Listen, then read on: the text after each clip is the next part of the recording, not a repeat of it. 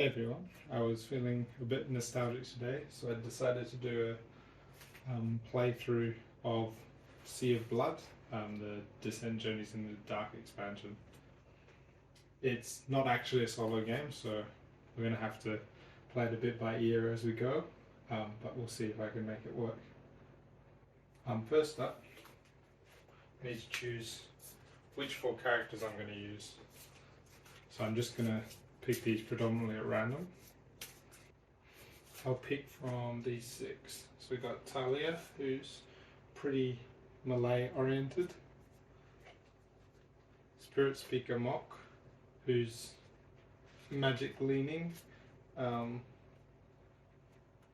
with a bit of Malay abilities. Grey Kerr, who's almost a classic rogue, but with a touch of magic. Bogram the Shadow, another rogue character leaning more into the Malay. Trenlo the Strong, again a classic strength character. And Sir Valadir, another pretty focused Malay character. I think we're going to need Spirit Speaker Mock for his magic abilities. And Talia for her very pure fighting. I think we'll take Grey Kerr as a classic ranged character, and then Trenlo the Strong.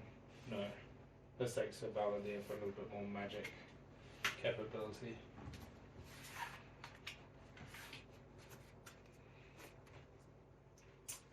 Those are the 4 characters I'm going to go with. Talia, Grey Kerr, Spirit Speaker Mock, and Sir Valadir. Now we need to pick an avatar for the Overlord. Again, I'll do that at random. Let's go with Master of the Hunt. So the Master of the Hunt starts with his keep at Stagwood Forest. Next stage is to choose skills for the heroes.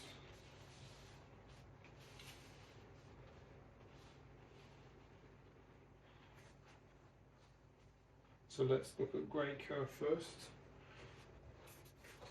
2 stealth-based skills and 1 magic-based skills. Now, for a campaign game, I can only choose 1 skill each. So I have a choice between armor based on magic, Mage Cloak, Keen Sight for better attack, or Spry for better fatigue and speed. I think it might be worth having the speed of Grey Kerr.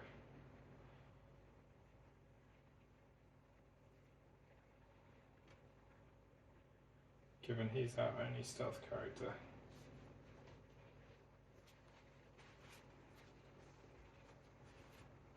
For Talia, it's a choice of melee abilities.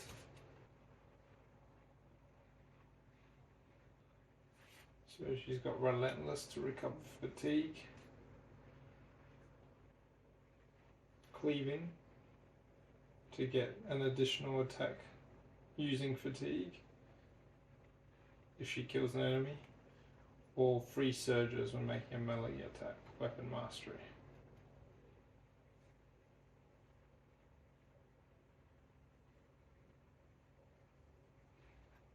Some good ones here.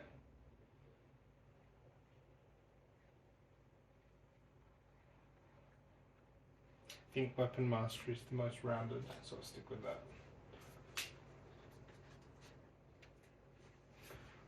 For Sir Valadir, we've got 1 of every type of skill to look at.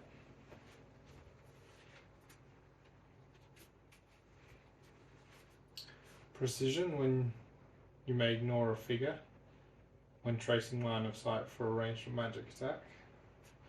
Vampiric Blood, you gain fatigue each time you deal a killing blow. Or Able Warrior. when you advance, you may spend 2 fatigue to make 2 attacks.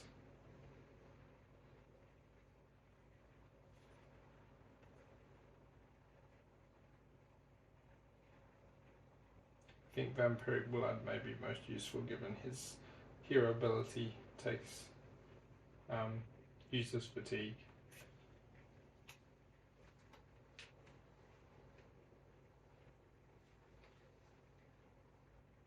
And for Spirit Speaker Mock, magic and melee.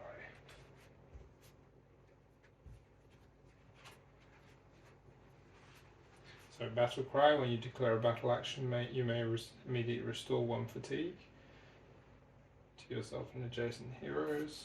Hand of Death. Exhaust this skill instead of making an attack to target an adjacent monster and go for an instant kill. Wild Talent, Sorcery 1. Wild Talent is a very useful skill. Hand of Death looks handy as well, but let's stick with Wild Talent. So the party starts with 1200 gold to buy their starting equipment. Let's have a look.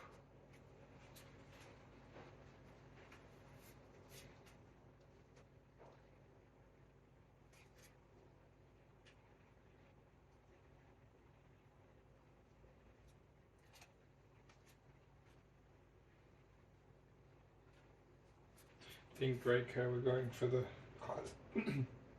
classic mage, so give him a bow.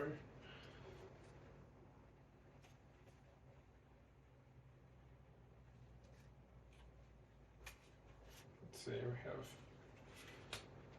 2 leather armor available.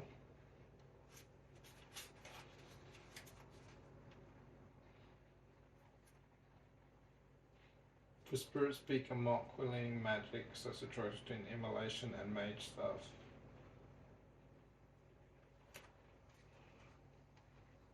The difference is in the dice. From memory, immolation's the more powerful option, so I'll go with that. Give Talia the Chainmail as the primary melee character. And then give her an axe and make her the heavy hitter. And then give Cerridor a sword.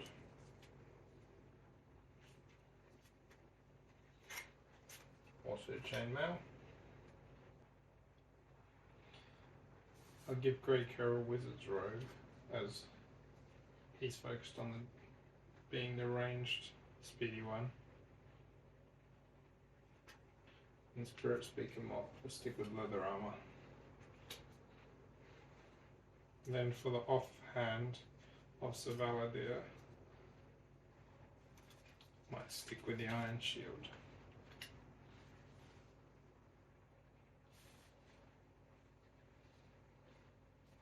Let's see how we're going money wise.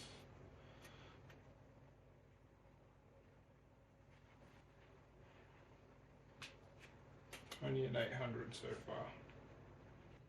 Might give Spirit Speaker Mock the Ghost Armor as well. And then Talia can have the Ring of Protection.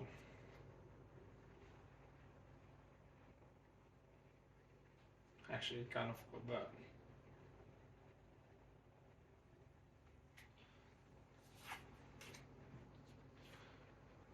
We'll just give Spirit Speaker Mock the Ring of Protection. So our starting setup, we have Greatco with the ability Spry, a wizard's robe and a bow. Talia has weapon mastery, an axe and chainmail. Cerridor is a bit more defensive with Vampiric Blood, sword and iron shield and the chainmail.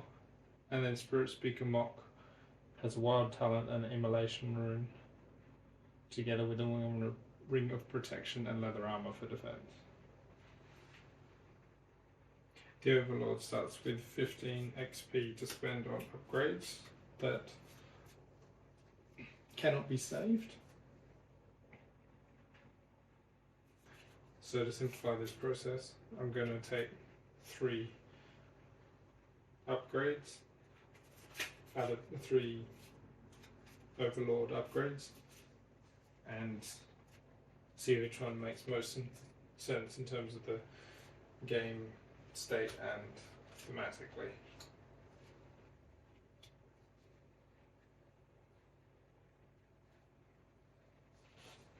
Dark Windsor Lieutenant, can't start with that. Dark Strength's at endgame. Ability to increase the avatar's power for their final battle. So I won't select that for now. Helm of Night. That's also an endgame ability. And Transport Gem. That's for moving lieutenants around the map. That doesn't make sense really at this point either. Let's have a look. Lawlessness.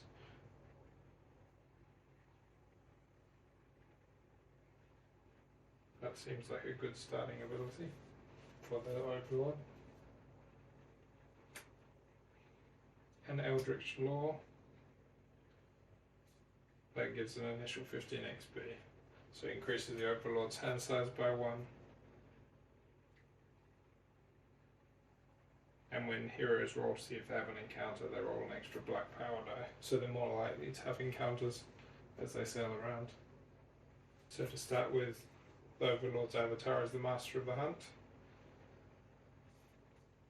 with the upgrades of Eldritch Law and Lawlessness. Master of the Hunt's abilities means every unnamed monster he controls has its maximum wounds increased by 1, increasing to 3 at silver level and 5 at gold campaign level.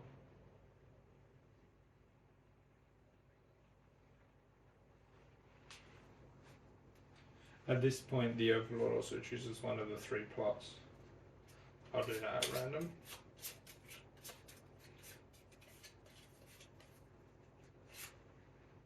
Fury of the Sun. This begins an ancient weapon. It was then the Overlord finally uncovered the location of a weapon that had been lost to the passage of time, an ancient device that could level cities in an instant. All that was needed now was to find the 3 keys that would unlock and power this engine of destruction.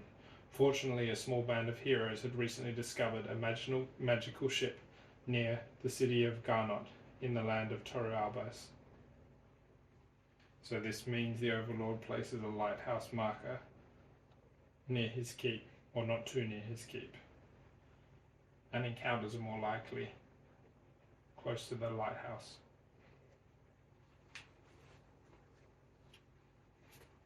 The Weeping Ridge seems like a good place, not too far from the keep, and blocking off several passages nearby. In the first week, the Overlord doesn't have anything to do, so we'll start with the hero's first movement. There aren't many places for the heroes to go to start with, so let's move them straight through towards the Cerridor Sea. First, have to roll for an encounter. So, 2 dice. This is the first 2. No blanks because it's a safe trail. A low threat trail means there's no encounter. So they move straight to the Cerridor Sea. Since they've never been here before, the heroes gain a conquest token, and they're going to enter the dungeon. So the heroes have arrived at the Cerridor Sea, the Haunted Isle. Strange and hideous howls echo across the island, causing the hairs on the nape of your neck to prickle. Close to the ship, a vortex in the lagoon draws water down into the depths of the earth. As you can see, Deimos and Mert, the master sorcerers, have a manticore trapped in a cage, enchanted to do their bidding. But the heroes have the option to try and flee the manticore. Let's start this island by getting the heroes to swim across to face the beastmen and the sorcerers.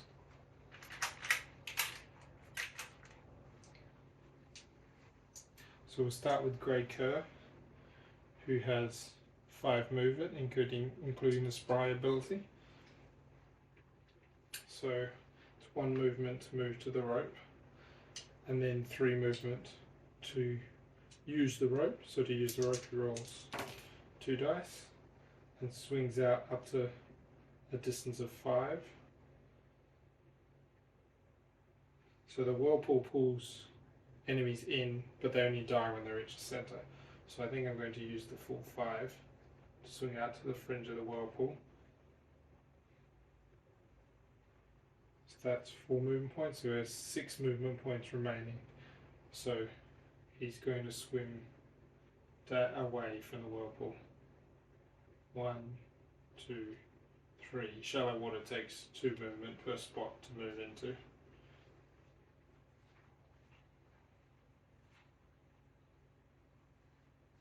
Next, Valadier, Sir Valadier, it is 4 movement points, will run as well.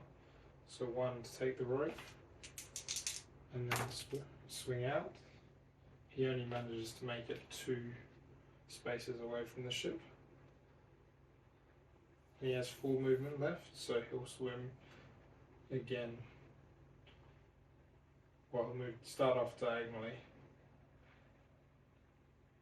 Actually, I think he'll keep going diagonally to reach the point of the cape. Talia only has 6 movement. I think it's still worth her moving. So Talia will go 1, 2, 3, and swing out.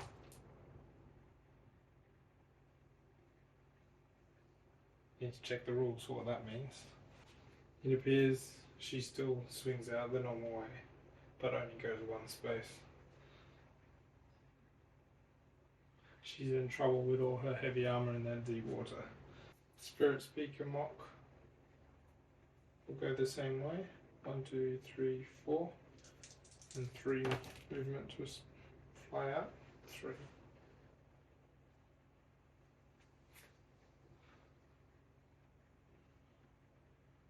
May have made a mistake in letting Greycoat get isolated like that. I guess we'll see how that goes.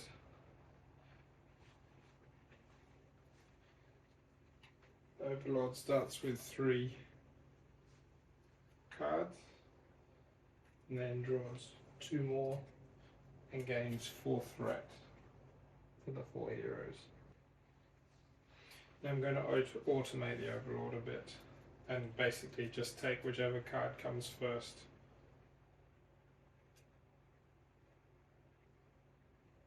Here it's a Black Order spawn, and I'll discard from the most recent.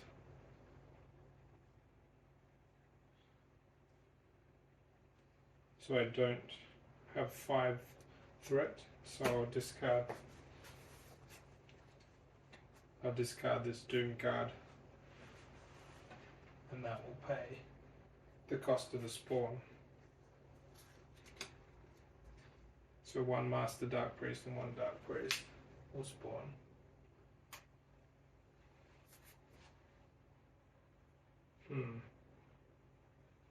Not sure that's possible on an island. I'll have to check the rules again. But in campaign mode, spawning is expensive after the first time.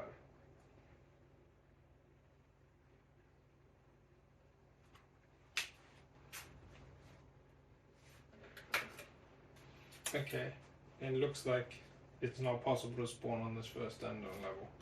So I'll move that card to the back and go next. Brilliant Commander. That is possible. It will be useful for further levels of the dungeon. Cost 17 threat, I have 4, 5, 6, 11, 16. If I discard all 4 cards, Brilliant Commander becomes active.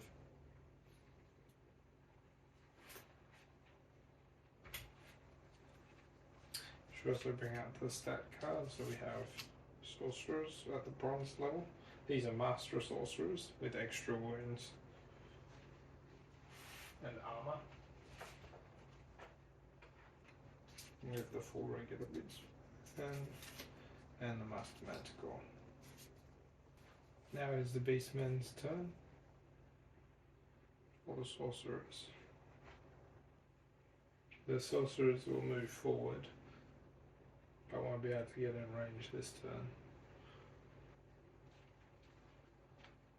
So this campaign level, the maximum sorcerer range is 7.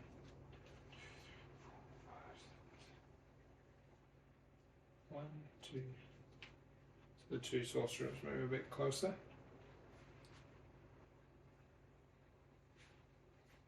And then the beastmen will also move forward.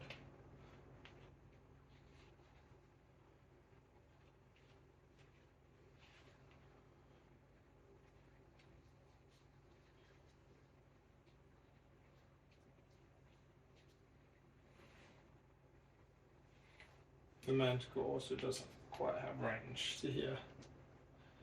Now the Whirlpool will activate, dragging 3 of the 4 characters towards it. Only 1 space.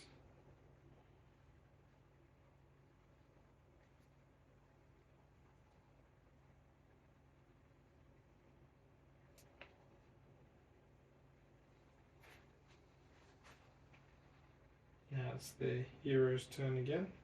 I think Grey Kerr will run to try and get out of the range of the Whirlpool. So Grey Kerr will go 2, 4, 6, 7, 8, 9. That gives him some protection from ranged attack, being in the tree.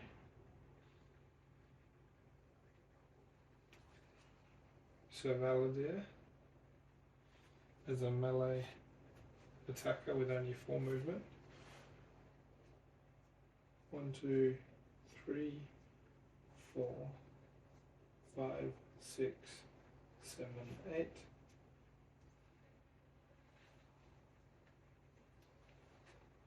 Spirit Speaker Mark. 2, 4, 6, 7, 8.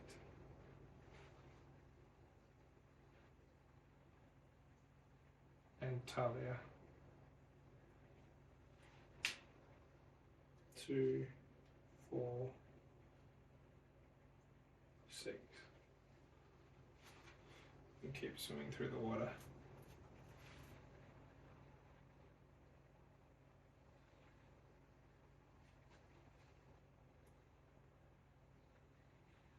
Now the Master Sorcerers have a maximum range of 7 and an average range of 5.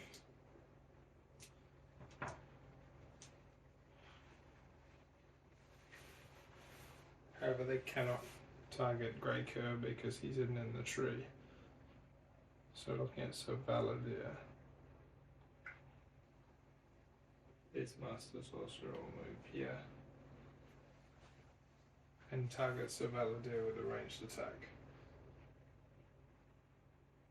which he should be able to squeeze between the trees. So the Master Sorcerer rolls for attack.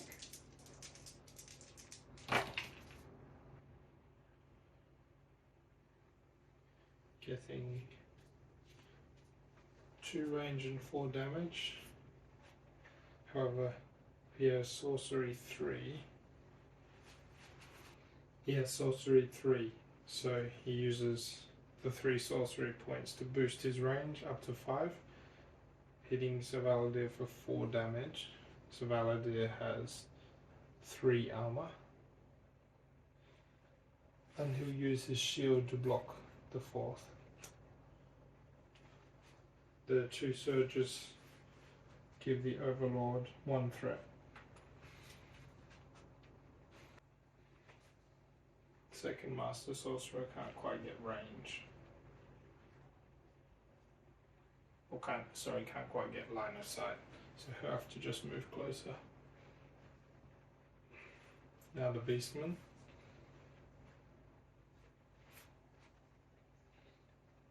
who have 4 movement. So this one runs around the edge of the estuary to attack Grey Cur.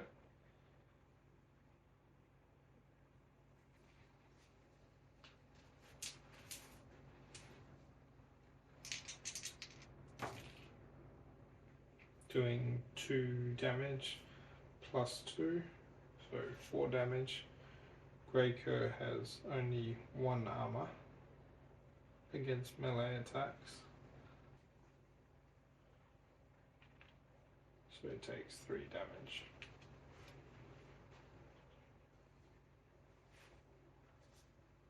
The other beastman been getting waiting over.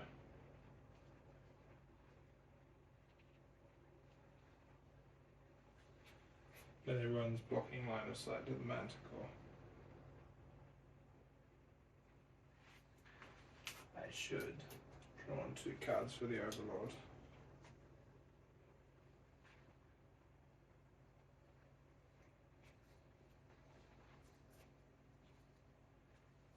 And 4 threat.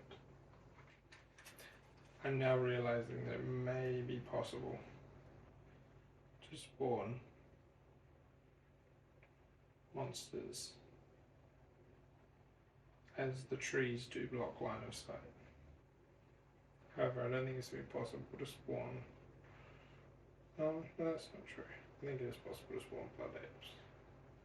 Okay, so I'll pay 5 threat. Spawn 2 blood apes, a regular and a master.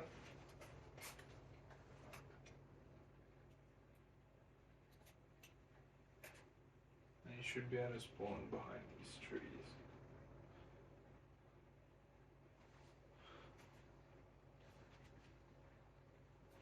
So the blood apes move closer as well. 1, 2, 3, 4, 5, 6, 7. I think he'll wait here. 8. No, he'll come close. And similarly, 1, 2, 3, 4, 5, 6, 7, 8. The manticore will attempt to shoot Cerridor because it's possible it can get range.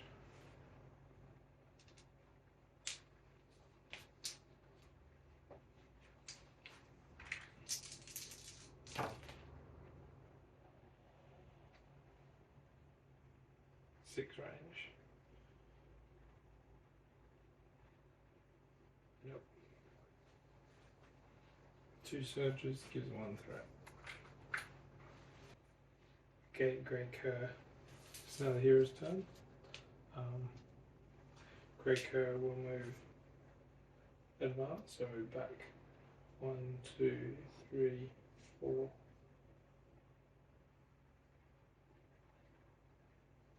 5. And attack the blood ape coming from the north.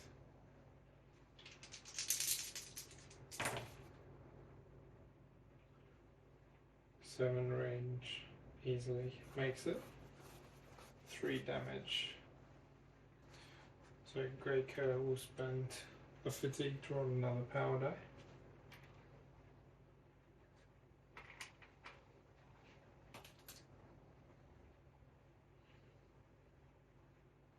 And a second fatigue.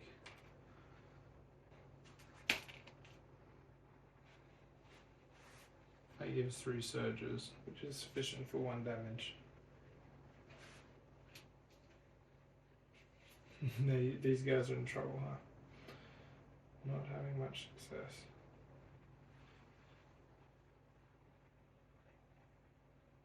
Tyler's going to keep running over. 1, 2, 3, 4, 5, 6.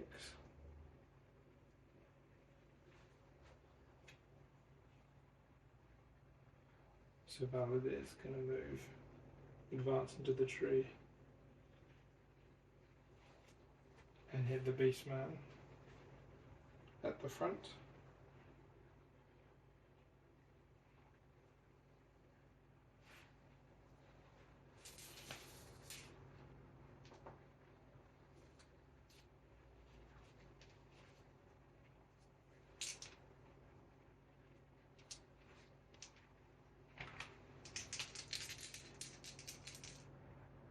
his shield's recovered by now.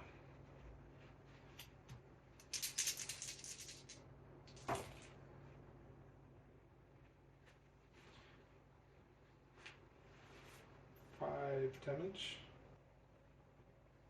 He'll spend a fatigue because he's almost killed it to try and finish it off. That's enough.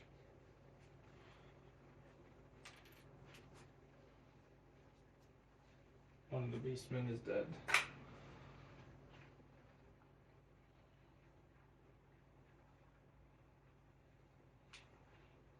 And that gives him his fatigue back. With his vampiric blood. Spirit Speaker Mock finally. He's gonna move up to try and take out the Blood Ape. That's coming.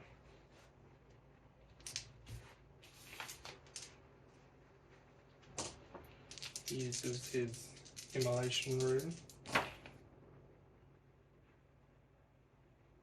Yep, he can use 3 to get the range.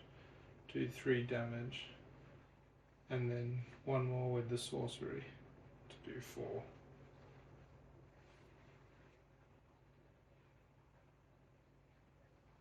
And use a fatigue to roll a power die. So 2 surges makes it 5. So 2 damage.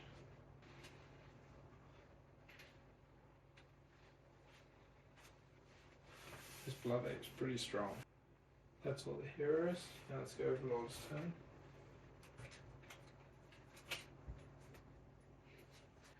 Pay 4 threat tokens for the Blood Ape to go into a Master Blood Ape to go into a rage. And attack Sir Valadier.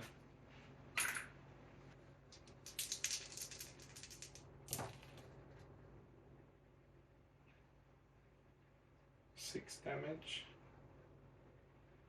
So Valadier uses a shield. Together with 3 armor that does 2.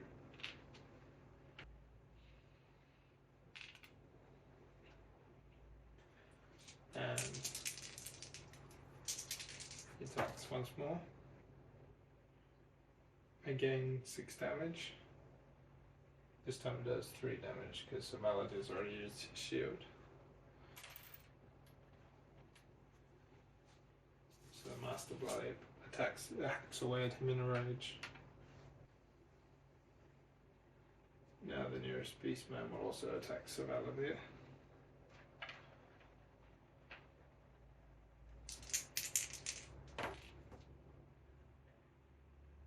Again 6 damage minus 3 for the shield. Leaves 9. And this Beastman also attacks Sir Valadier.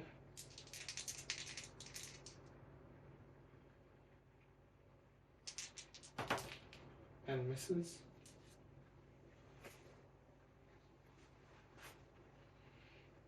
And the third Beastman keeps running to join the melee.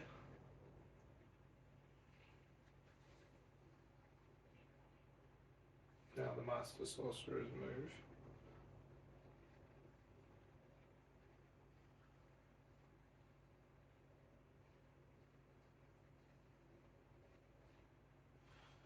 And now they're attacking Spirit Speaker Mock.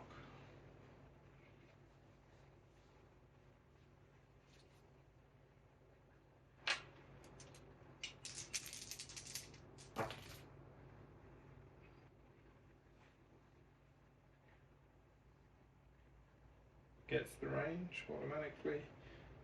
4 damage plus 3 for sorcery, 7 damage. Spirit Speaker Mock only has 2 armor, so it does 5 damage. Spirit Speaker Mock seems to be in trouble as the second sorcerer moves across to have a shot at him.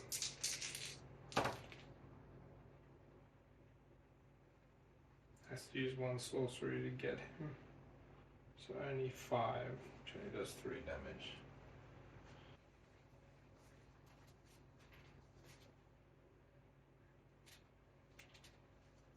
And now the Blood Ape comes in to finish him off.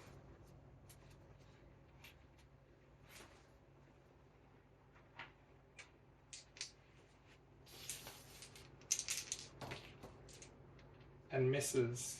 It's his lucky day. Now it's the hero's turn once more. So Valadir is going to battle. And he's going to battle the Beastman.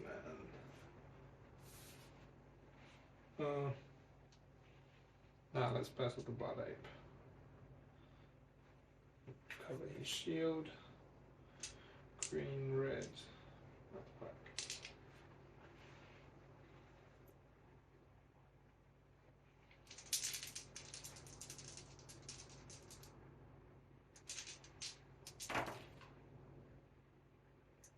One, two, three, four, 5 damage. 2 surges, 6 damage. 1 past the armor. Let's use a fatigue. And roll 2 more power die using his hero ability.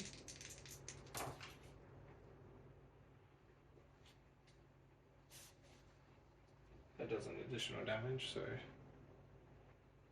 7 gives 2 wounds.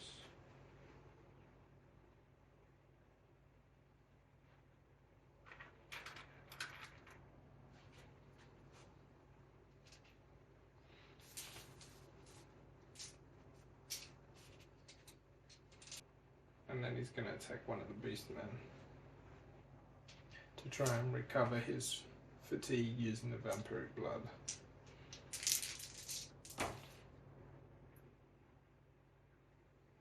One, two, three, 4, 5, 6, 7. Yeah. Kills a Beastman.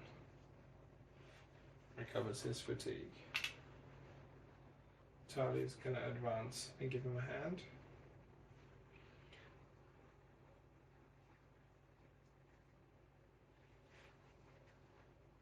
Attacking the Master Blood Ape.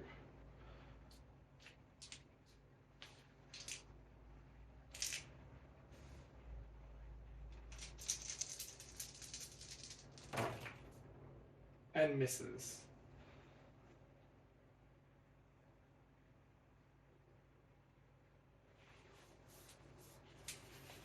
Well, that's not looking good for Sir Valadir at all. Spirit Speaker Mock will go next. Now Spirit Speaker Mock's going to start running away. 1, 2, 3, 4. And take a parting shot at the Blood Ape.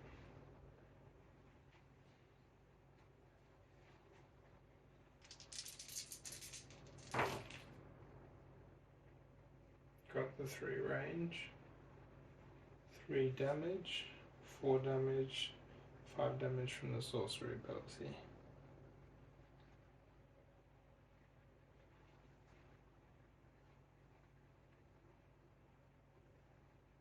So it does 2 more wounds to the Blood Ape.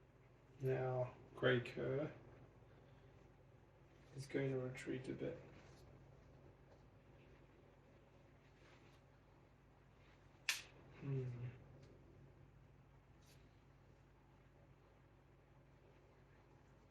Actually, he could stay here and take 2 shots. I think that's a better option. Grey Cur will stay here and shoot twice. So let's go for Blood Ape first.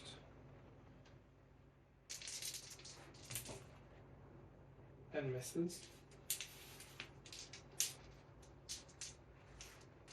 Take a second shot. And misses again. Goodness me. Now it's the Overlord's turn.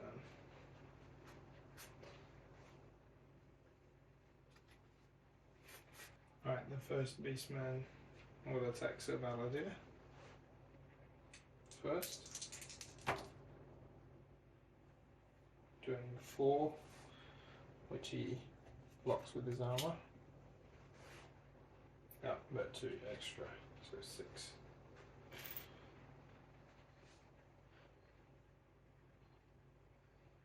Now the Master Blood Ape will attack Sir Valadir.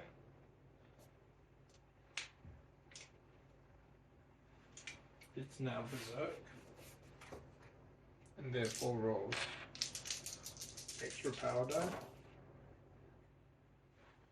doing 1, 2, 3, 4, 5, 6 damage, which again he can block 3 with his armor, so it does 3.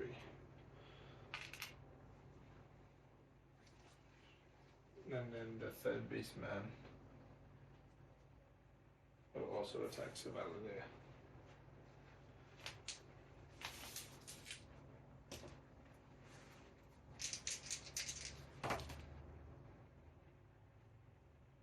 Again doing 6 damage. And the regular beast man will try and take out Spirit Speaker Mock.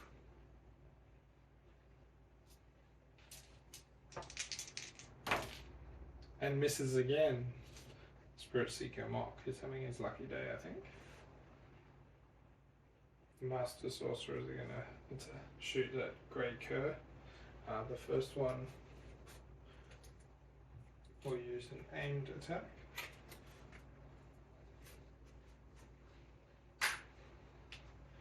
He takes aim and misses. But of course, because it was aimed, he can roll again.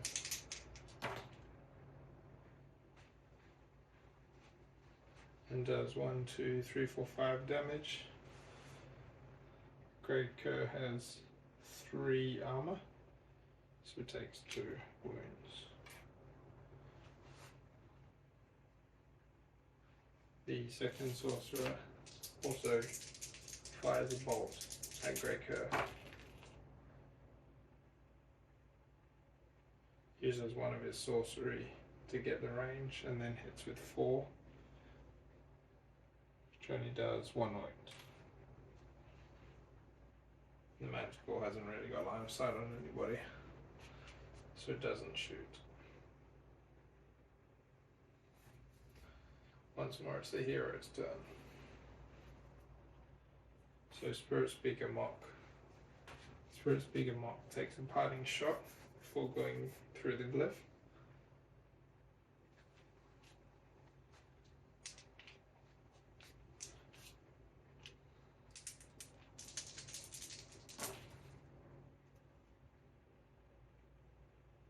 Doing 3, 4, 5, 6, 7 damage.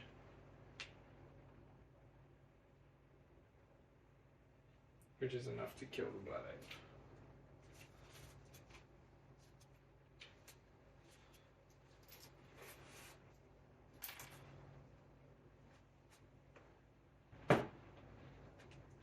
And he proceeds to activate the glyph, earning the 3 conquest tokens, and then proceeds home to town to visit the alchemist. While he's here, he buys, say, 4 healing potions, equipping 3 and carrying the other in his pack. So Valadir will advance, take another hack at the Master Blood Ape before retreating.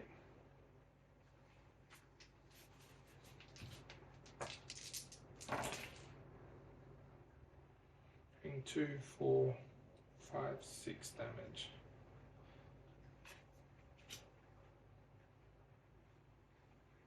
Spending your fatigue to boost that damage. 7, 8.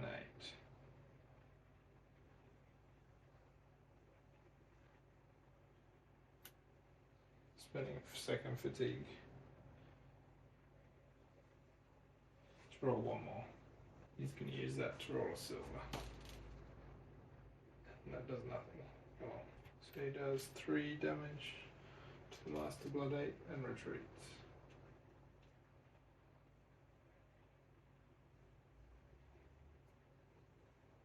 Talia steps up and hits the Master Blood Ape again. This time hoping she doesn't miss.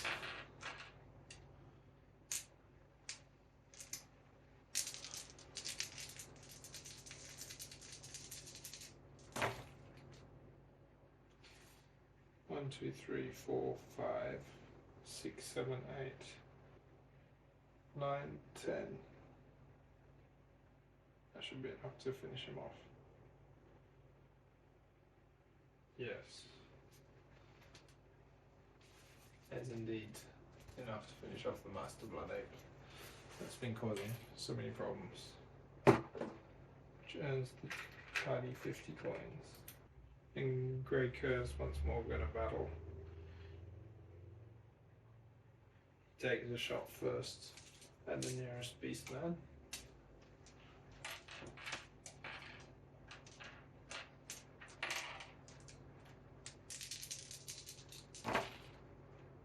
And misses.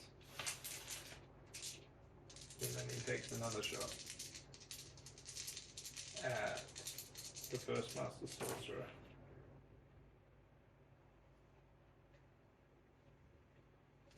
That's the range. There's 1, 2, 3, 4.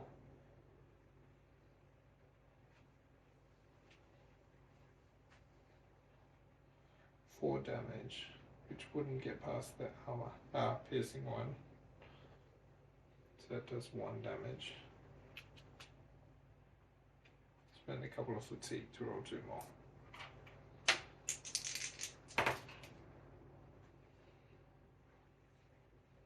Damage, and that gives us the third surge for 3 damage.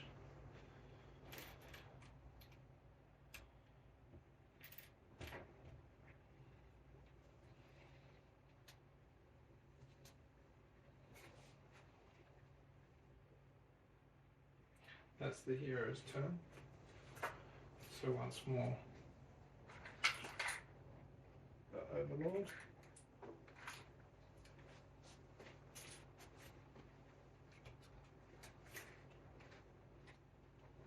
So now each beastman attacks Talia.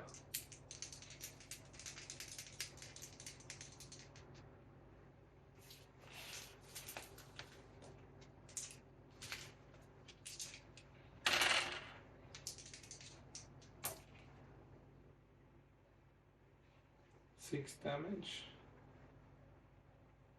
Yes, Talia's 4 armor does 2 wounds.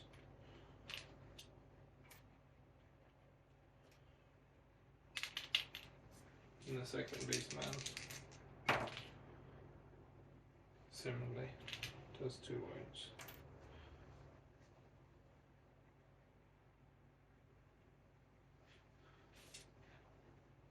And the Master Sorceress moves forward and fires off again at Grey Cur.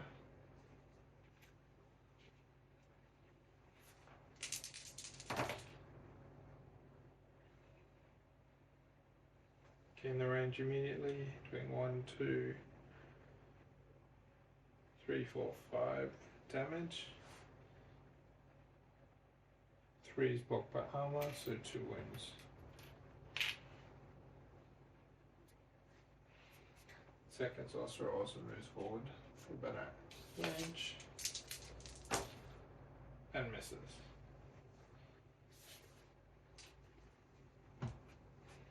Once more, back to the hero's turn.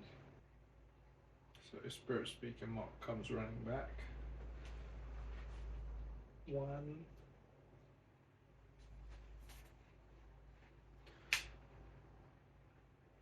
2, 3, 4, 5. And drink 2 of the potions. 6, 7. Ending 6 wounds. Talia battles. Actually, no. So Maledict comes forward and battles to take out the Beastman. Not battles, advances. And misses. Great Curse sights will battle once more. Actually, he'll advance backwards into the trees and then fire at the nearest beastman.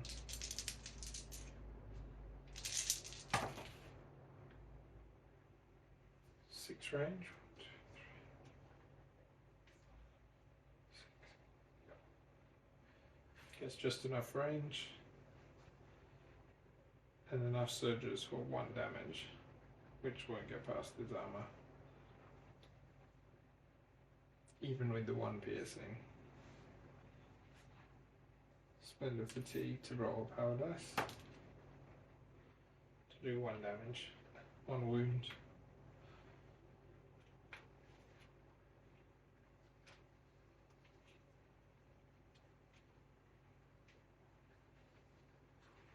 And then Talia will battle the 2 beastmen.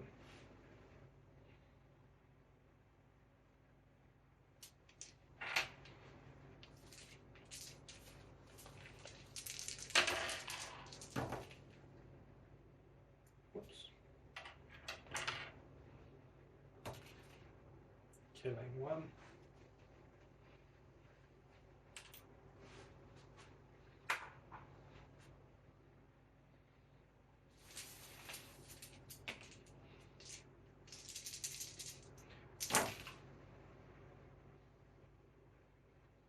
And the other. Looks like Savalid is in trouble though.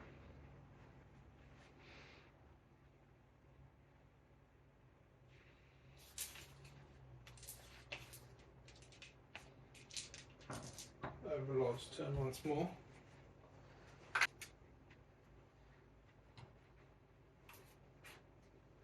Well, the first Master Sorcerer takes a step back and fires at Savaladir.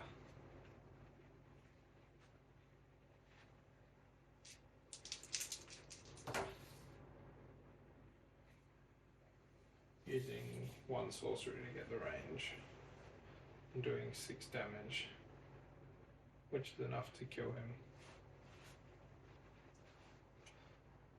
Savaladir dies and goes back to the temple in Cafford. And the Overlord gains 3 conquest tokens.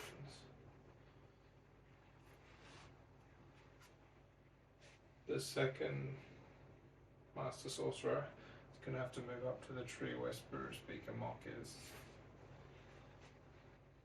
and attacks him at close range.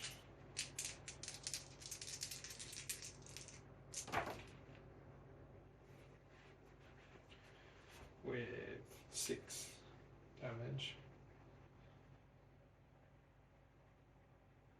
Against Spirit Speaker Mock's 2 armor.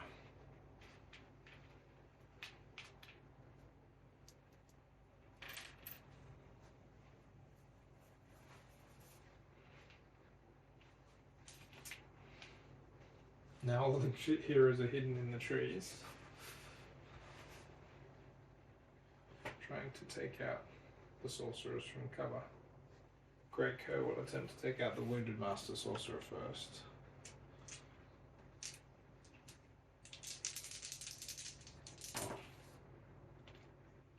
Using the 2 surges to get his range, he does 3 damage with 1 piercing, which is just a single wound.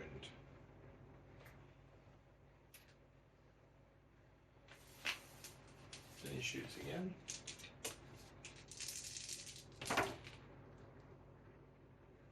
This time 1 damage with 1 piercing is not enough to do anything. He needs a better weapon, doesn't he? Spirit Speaker Mock will fire his immolation, will use his immolation rune.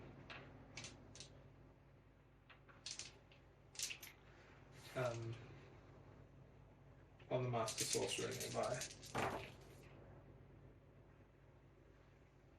3, 4, 5, 6, 7, 8 with sorcery. Which does 5 wounds. And blast him a second.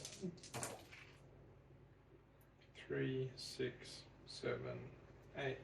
Once more doing 5 wounds. Remember, these sorcerers have 14 wounds. They're unusually tough.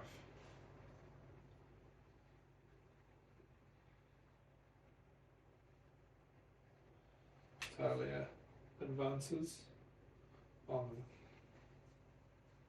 the other sorcerer.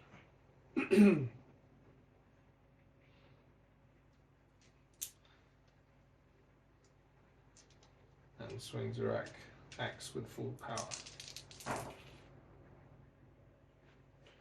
4, 5, 6, 7, 8, 9.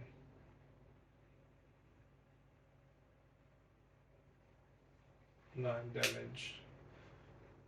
Minus 3 armor is 6 wounds.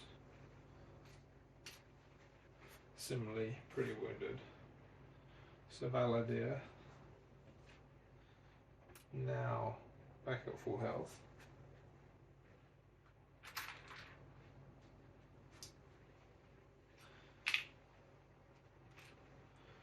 Comes racing out of the portal. 1, 2, 3. And swings his sword at this injured sorcerer.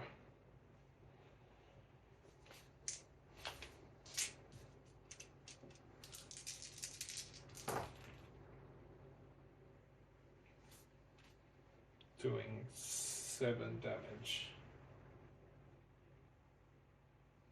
Which is just enough to kill it. However, the sorcerer is undying. So let's see if his undying ability saves him.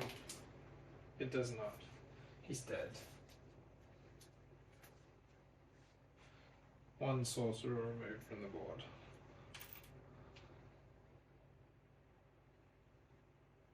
With only one death to pay for it.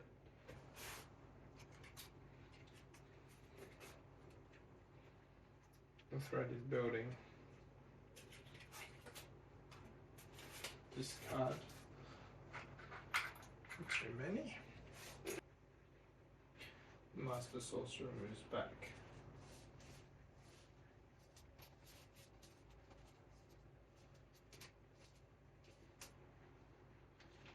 Before firing off a blast again at Talia.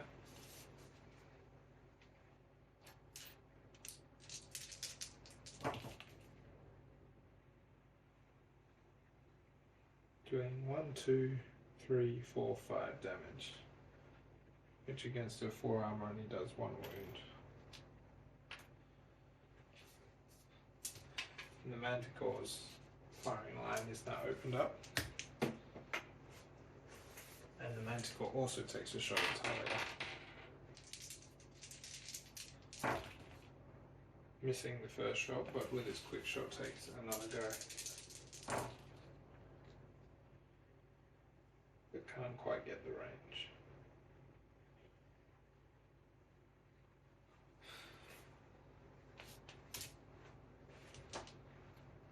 The poison barbs fall just short.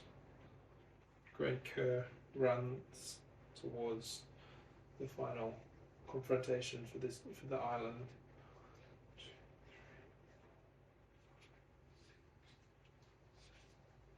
3, hiding behind a tree, preparing for his first shot.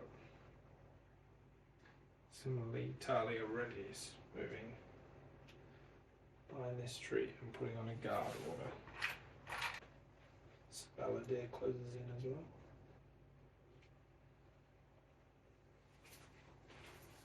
So Valadir's going to dodge. Spirit Speaker Mock moves forward, trying to remain in cover. And as Spirit Speaker Mock moves into position, a crushing block falls on his head and pushes him closer to the enemy.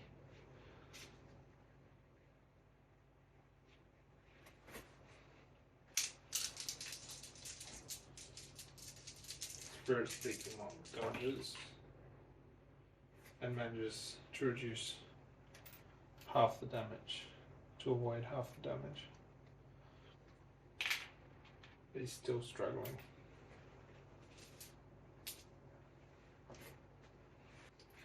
The sorcerer moves to target Talia, who triggers her guard order and runs towards him for an attack.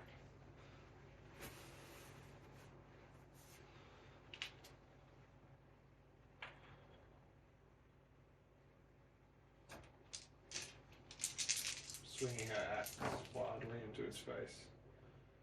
1, 2, 3, 4, 5, 6, 7, 8, 9. Finishing him off. But his corpse groans on the ground, trying to come back to life. And he wakes up again, fully healed and ready to do battle once more.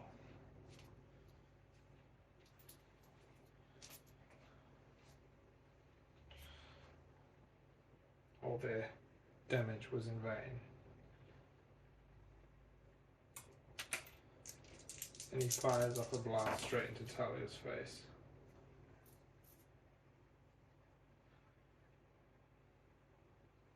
Doing 7 damage.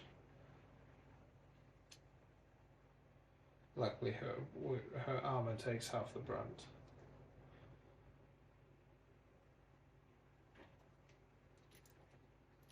And she only takes 3 wounds. The Manticore manages to get a sight on Spirit Speaker Mock and takes a couple of quick shots.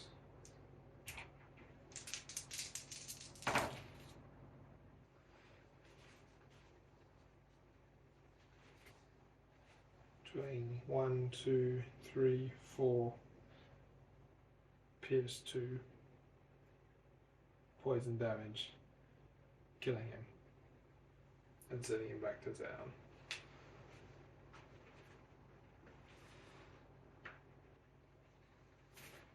Despite all the hero's efforts to avoid that. Earning the Overlord, 2 conquest tokens. Manticore doesn't have line of sight on anyone else for the second shot. So once more it's the hero's turn.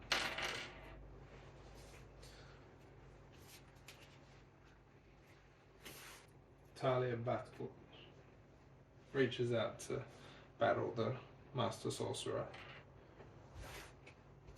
who proceeds to dodge her first attack.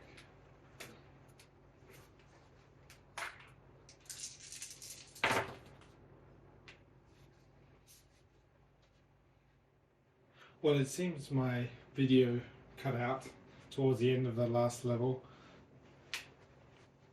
That'll remind me to check the PowerPoint switched on. But suffice to say, Talia finished off the last Master Sorcerer. There are a couple of traps that got the Overlord some more conquest tokens, finishing off a couple of wounded heroes. But we made it down here with a loot of about 1,000 coins and a special necklace for Sir Valadir. So the first level, or the second level of this dungeon, is the Mausoleum. We scuttle the Master Razorwing as the dungeon leader. And it says, turned away from gazing towards their northern homeland, the statues of these fallen heroes have been robbed of their only peace. Now their stone eyes burn with the same hatred held by the master of this miserable place. So the heroes need to turn all the statues to face north before the dungeon door will unlock to the third and final level. In the meantime, they're facing a bunch of skeletons, a couple of dark priests, and Scuttle, the Master Razorwing. So let's get going. Talia is going to start off by moving towards the enemy and then readying or guarding. So I'll move her into position and put her on guard, ready to use her special ability. Then Grey Kerr will come around the corner and start trying to take out these skeletons.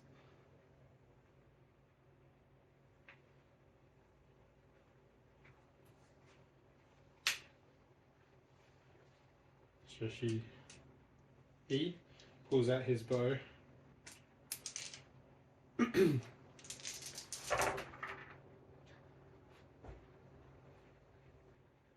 Gets the range easily enough using some of the power surges and does 1, 2, 3 damage, pierce 1.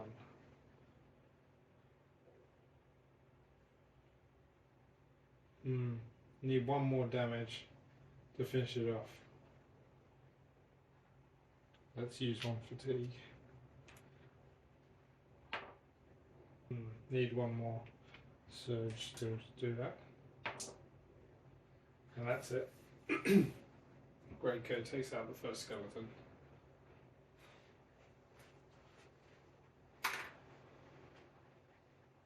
Spirit Speaker Mock will advance as well.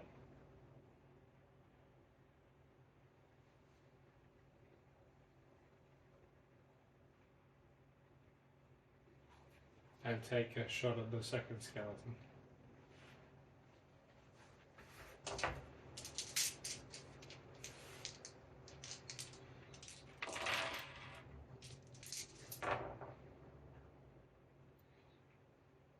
The range is there. 1, 2, 3, 4, 5 damage. 6 with sorcery. That's plenty. Skeletons are pretty flimsy at this stage. And finally, Sir Valadir will come to the front. It's his movement 4. He'll advance actually and take on the first Master Dark Priest. So the Dark Priests have Black Curse, which reduces the enemy's range and damage by 1. So Sir Valadir will have a -1 penalty to the attack.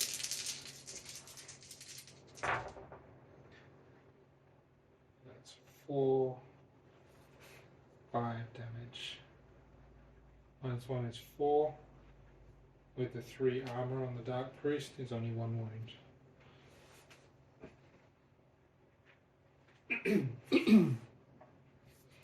And then it's the Overlord's turn.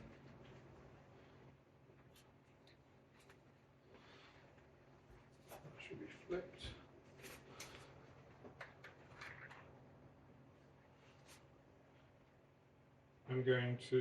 He's going to use the 4th threat for this turn to spawn a Beastman war party. Just out of sight of the heroes around the corner. So the first Master Dark Priest next to Sir Valadir will aim his attack against Sir Valadir.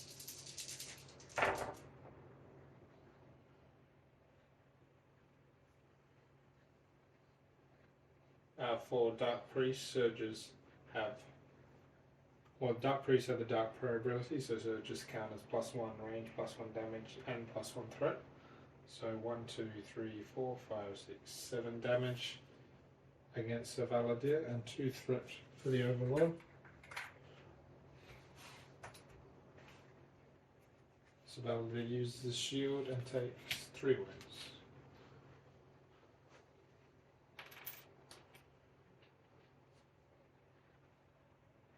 Let's see if the skeletons can get a shot in before the Beastmen block the way.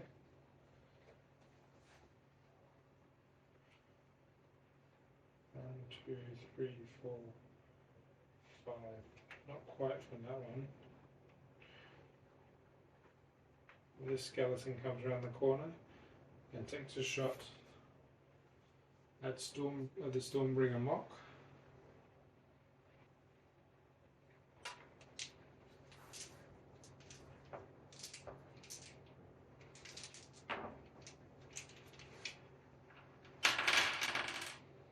Doing 4 damage with Pierce 1. Against the 2 armor, that's 3 wounds.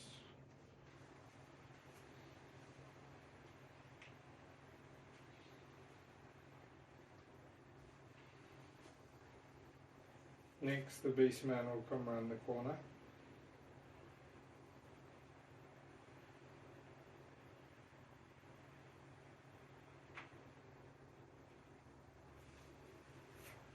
The Master Beastman first, taking on Stormbringer Mock.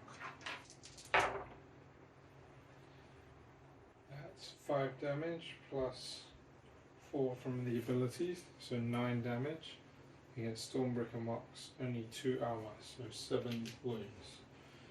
Stormbringer Mox in trouble again.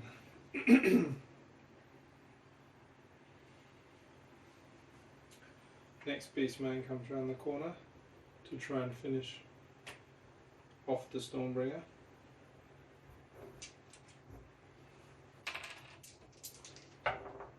And misses.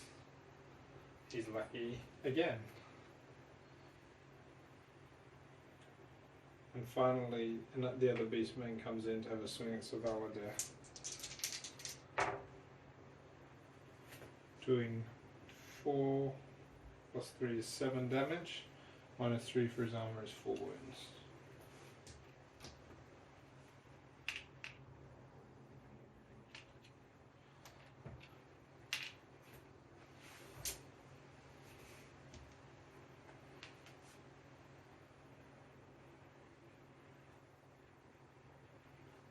Bring up the second priest and scuttle as backup. And now it's the hero's turns. So Stormbringer Mock will go first.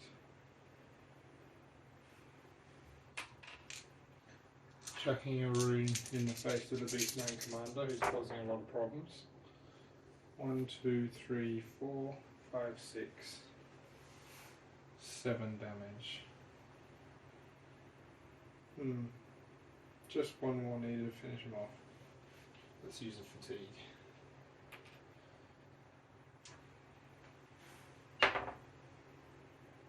That will do it. The Beastman Commander's gone, which will make life a lot easier for the heroes. And also earn some coin.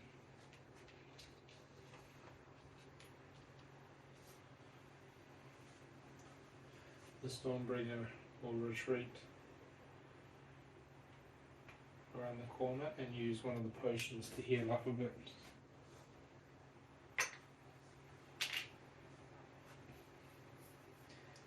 Great Kerr will have a shot at a Beastman as well.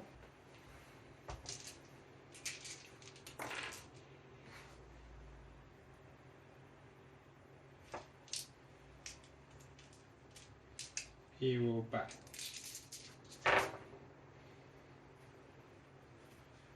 Doing 1, 2, 3 damage. Pierce 1. It's only 2 wounds to the Beastman, but better than nothing. Take a second shot. And misses. Cerridor will battle. He'll first take on the wounded Beastman.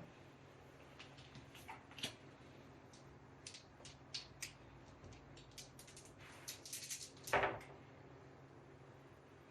1, 2, 8. 8 damage. That should be plenty to finish him off.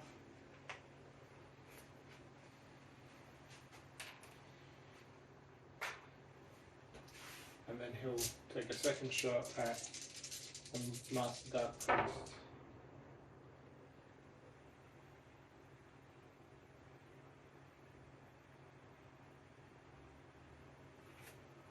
Doing 6 damage, but minus 2 for the 2 black curses he's within range of. It's only 4 damage, so 1.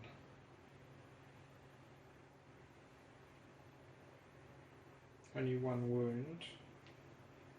Let's use a fatigue, which gives him 2 dice for his special ability. That's the second wound. Half killed one of the Dark Priest. Now Talia will advance on the Beastman.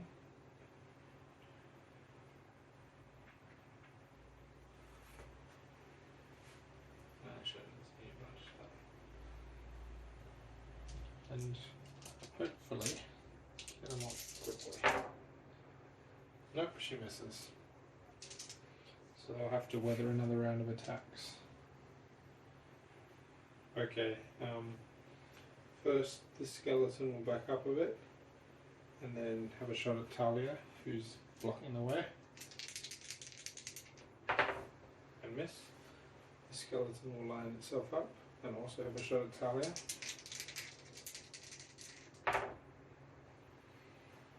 Doing 3 damage with 1 pierce. That's not enough to get through her armour. The arrow bounces off the armour. The third skeleton comes up and also lines up a shot. Similarly, oh no, manages to get a little bit of damage through her armour, doing 1 wound. Oops.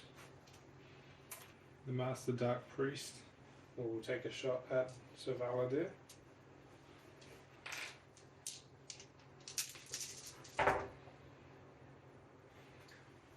One, 2, 3, 4, 5, 6 damage, and 3 threat.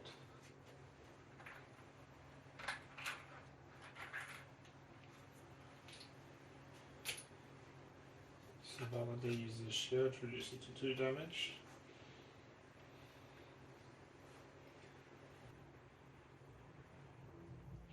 This Master Dark Priest comes up the corner, around the corner, and lines up a shot at Talia as well.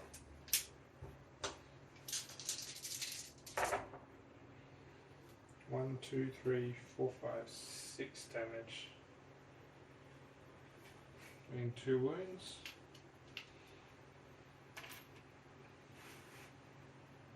And earning 4 threat for the Overlord. Finally, Scuttle comes flying around the corner and attacks Sir Valadir.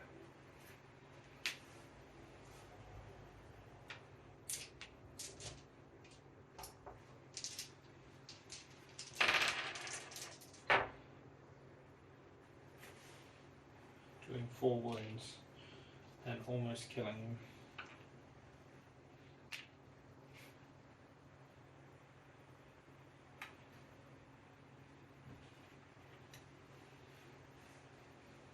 Now it's the hero's turn. So Valadir is going to equip the Crystal of Tual and prepare to battle. First going for the Wounded Dark Priest.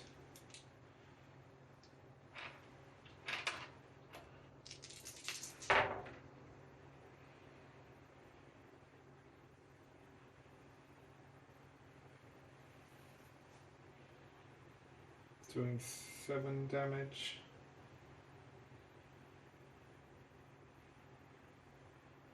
Which -2 is 5, which is not quite enough to finish him off, so he uses fatigue token to roll 2 more power dice, and that's enough to finish him off, reducing the dark curse that's over all of them by putting a curse on Sir Valadir. That makes Sir Valadir more valuable to kill. Then he takes a second shot, this time swinging his sword at Scuttle.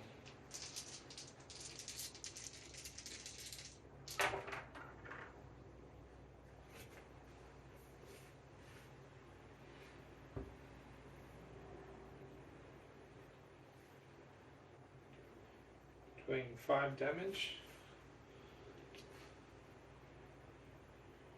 There's only 1 after.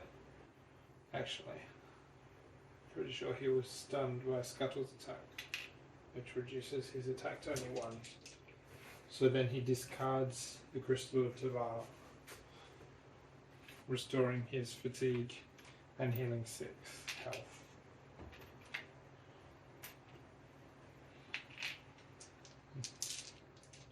Then Talia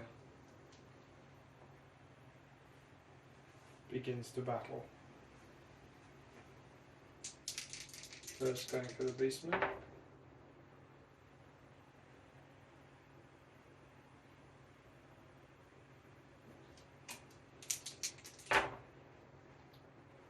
you can swim fairly comfortably. And then she has a swing at Scuttle.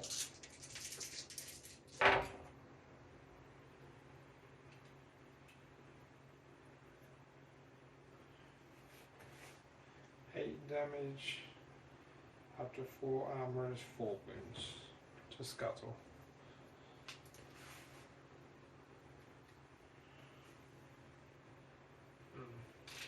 Put them here.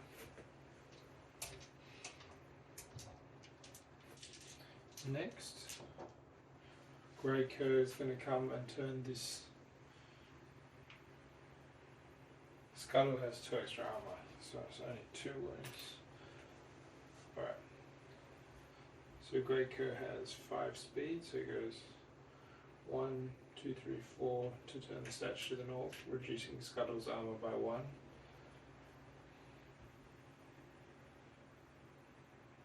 5, 6, 7, 8, 9, 10. Heading for the statues deeper down to help reduce Scuttle's armor and unlock the door. Spirit Speaker Mock. It's going to come around the corner, take a potion,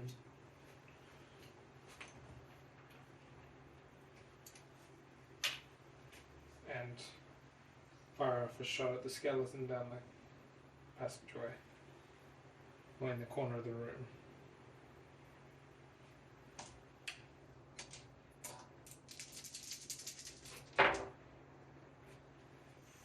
Damage, which is still enough to kill it, despite the black curse. Alright. Once more is the Overlord's turn. The threat builds. Scuttle is going to take another swing at Talia, as having the least health. Getting a pretty much perfect roll of 7. 4 armor does 3 wounds.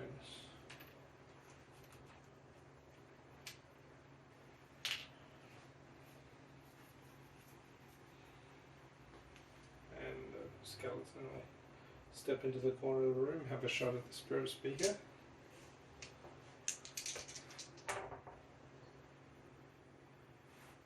Hitting him for a couple of wounds.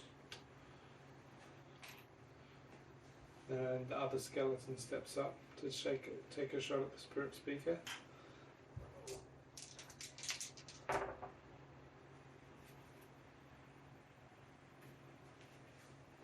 Doing only 1 wound, but chipping away. And then the Dark Priest will step around Scuttle and fires off a shot at Talia to try and finish her off.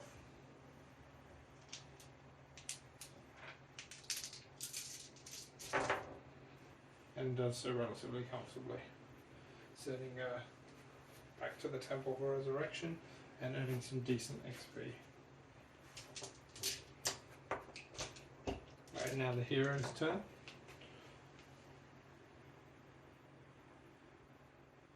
So, Grey Cur keeps running, activating this glyph for 1, 2, rotating the statue 3, 4, 5, 6, 7, 8, 9, 10, picking up the 400 coins. Scuttle's armor now is back to a normal level.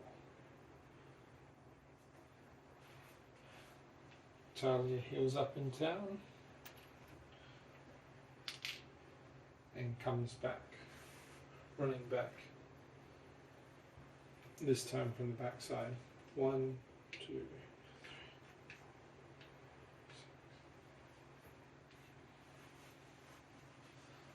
So Valadir turns to battle Scuttle.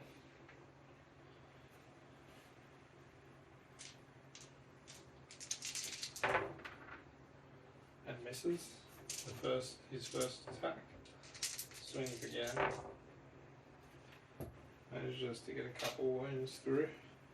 Spirit Speaker Mock decides to join in the battling.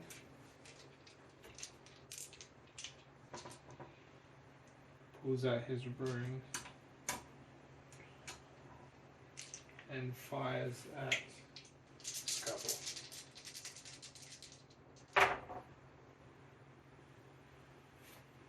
2, 4, 5, 6, 7 damage. 6 damage with the Dark Curse, which is 2 wounds. That will do for now. That was Scuttle's 14.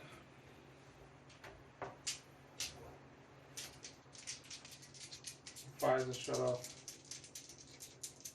at the Master Dark Priest this time, I think, and misses. The team's getting a bit clumsy and nervous, it seems. Once more, it's the Overlord's turn.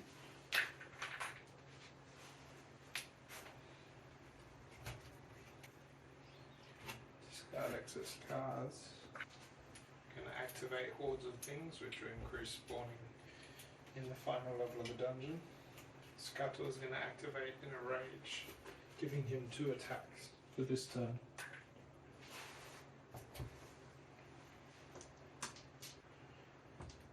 First he attacks on Valadier, doing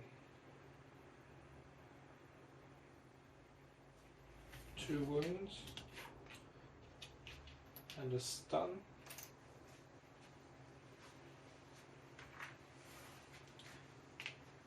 And then he attacks Spirit Talker Mock.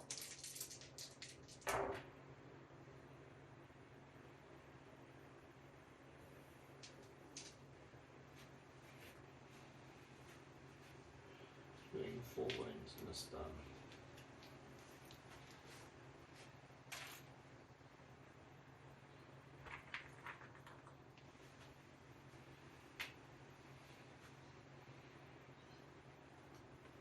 And the Dark Priest is going to attempt to finish off the Spirit Talker.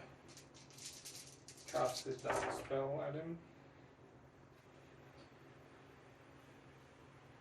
And does and kills him. Once more the Spirit Talker wakes up in the temple. The skeletons turn and fire at Talia. One at a time. First one misses. The second one manages to wound her just a scratch. The arrow glances off her arm. And then once more it's the hero's turn. And again, Graver starts running. 3, 4, 5, 6, 7, 8, 9, 10. Talia steps up to try and finish off this Dark Priest that's been causing problems once more.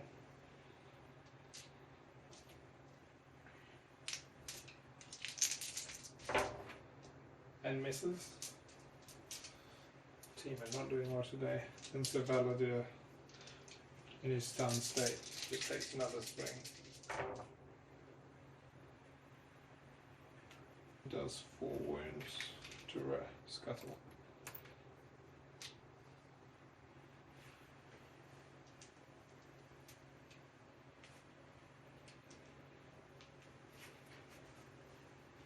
The Spirit Walker, once more healed in town, comes popping out of this cliff down here and takes a shot at the skeleton on the end.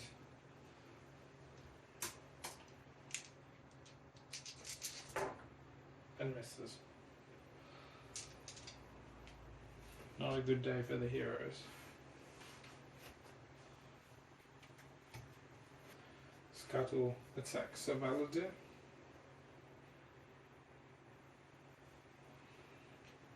who's just recovered from his stun.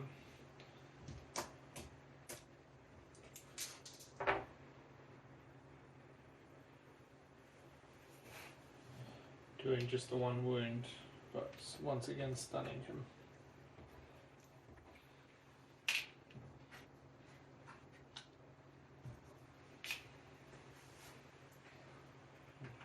The others turn to face Talia, firing at her one after the other. The first scale arrow glances off her other arm, giving her another scratch. The second one gets a bit deeper into her leg.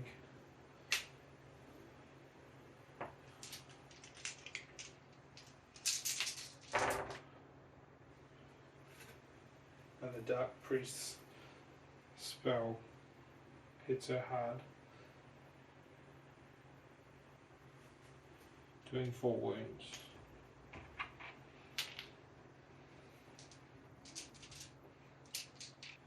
Grey Cur joins in to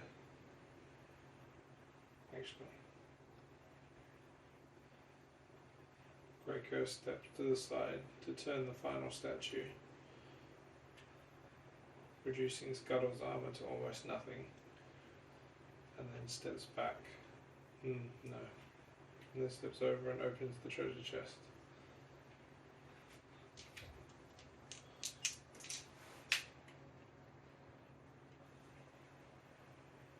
Before stepping back into line for a shot.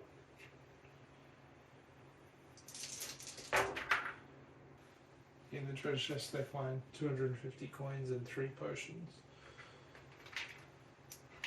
And a conquest token. So Balladeer takes his single shot. The Cut's still recovering once more from his stun, but manages to finish off Scuttle.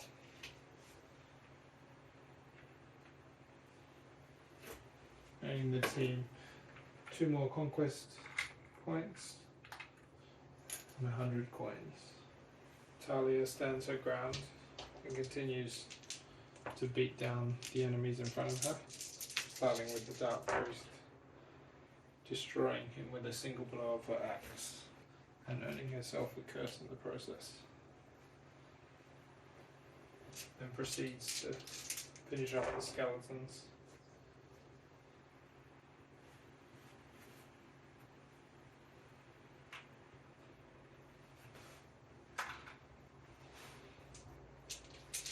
And Spirit Speaker Mock steps up to try and finish off the last of the skeletons. Firing off his rune.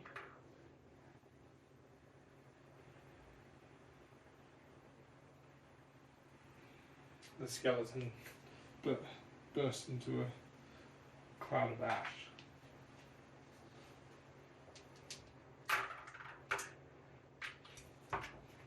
The heroes have cleared this level, but at what cost? The threat continues to grow deeper in the dungeon.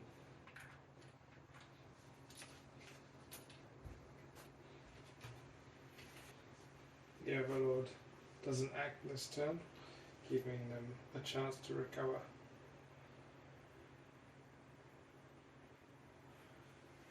And they all make their way to the exit.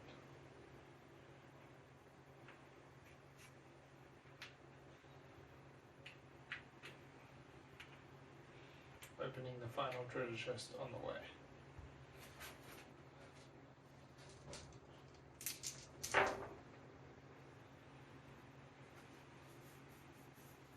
Finding in that treasure chest 250 coins, a potion and a bronze treasure. The treasure is a dwarven firebomb. For now, Grey Cur will carry it as the only ranged character. Now we'll proceed to the final level of the dungeon. We're in the final level of the dungeon, which is the Gauntlet. Here traps are cheap, as long as Grimfang, the Master Beastman leader, is in play. Written in ancient runes on the wall here is a warning for thieves. Those who would trespass within will find only wreck and ruin. The dungeon initially looks empty, so the heroes move quickly to try and engage the enemy.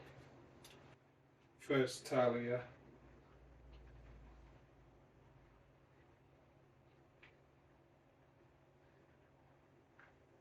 runs forward, ready to confront the enemy.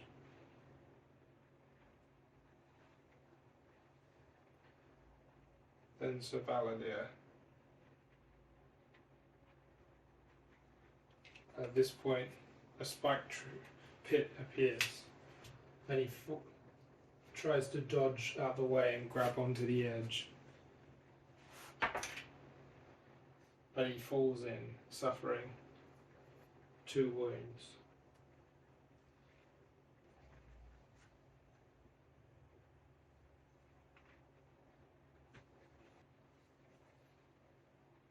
He clambers out and continues on.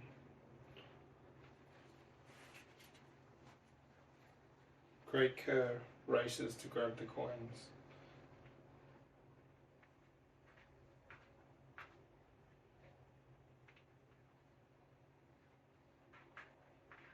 And then lines up to keep an eye on the passageway ahead.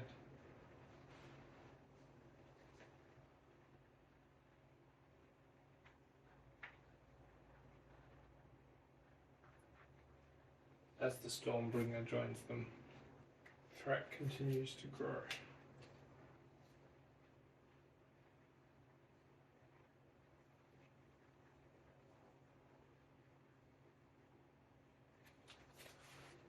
Another trap triggers a dark charm, attempting to compel Talia to attack her allies.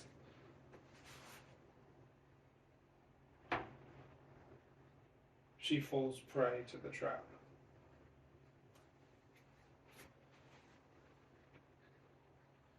As the Dark Lord compels her to attack Greyker with her axe.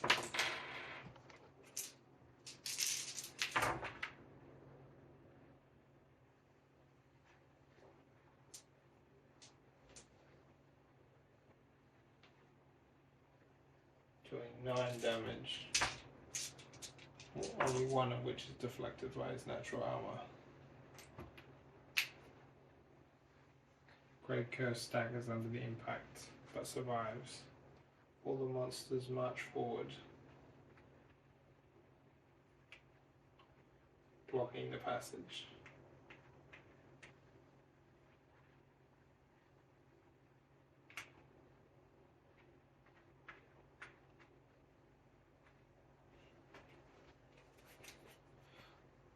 The Beastman Commander charges forward, aiming to boost the power of his minions.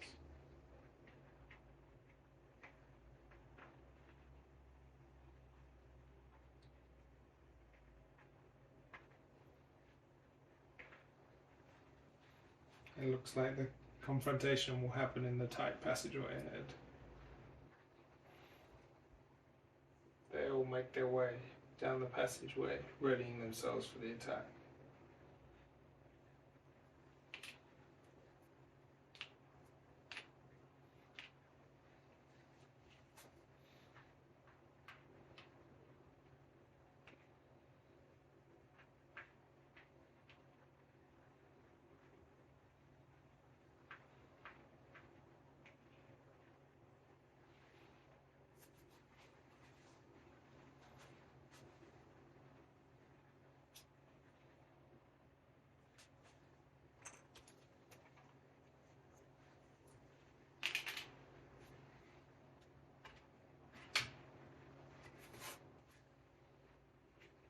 The Master Hellhound charges around the corner first,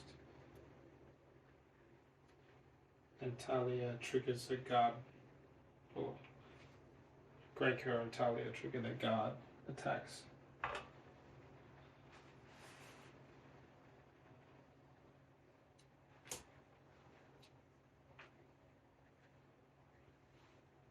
Greyker, let's just say he had his bow still equipped.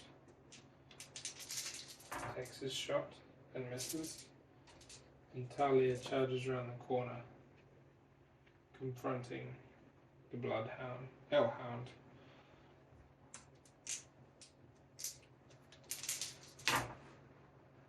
Taking one wound from its aura by killing it before it can attack.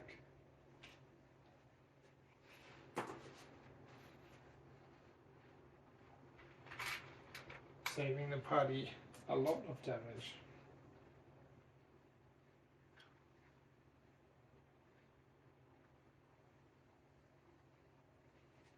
The remaining enemies come around the corner.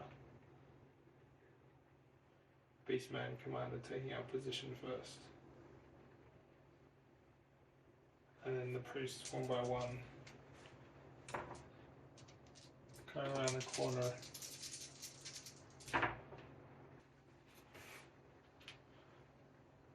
Their blasts grazing off Talia's arms to start with.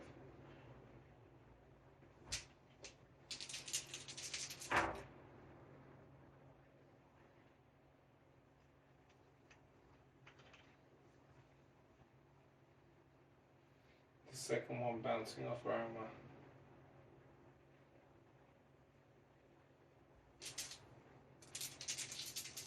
The third one doing serious damage.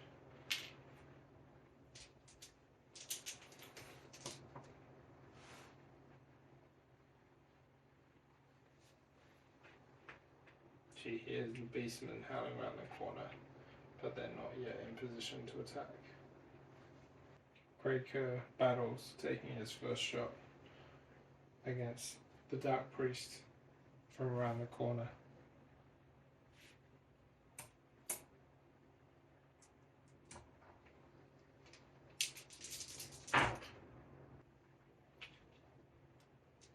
Stretching that head a little bit of extra to finish off the first Dark Priest.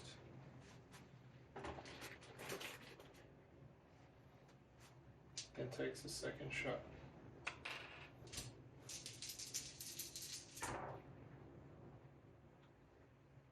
Oh wait, he doesn't have line of sight on the second one. So instead, he repositions himself and drinks a potion to prepare himself for the upcoming battle. Spirit Speaker Monk follows suit.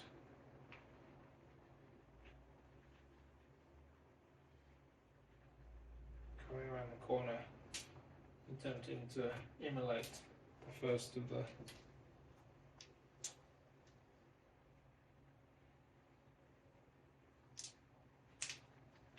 enemies that he sees, and succeeding. So Valadis stretches himself to make sure he can reach Grimfang to attack.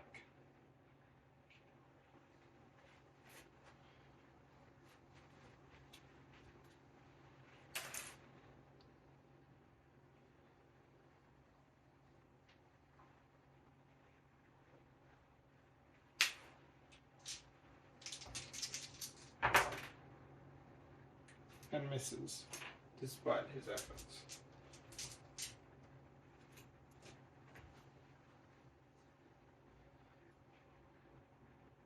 Talia moves up to join the assault, and Grimfang dodges the attack.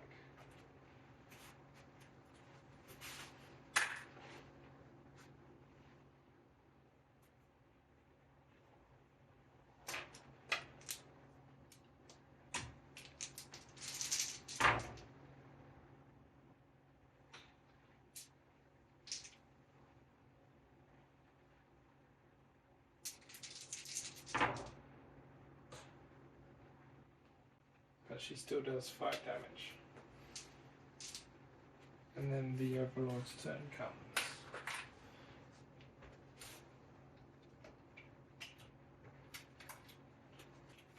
And a swarm of bane spiders appears.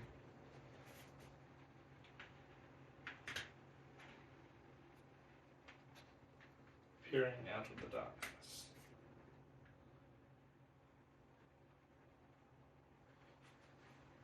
actually.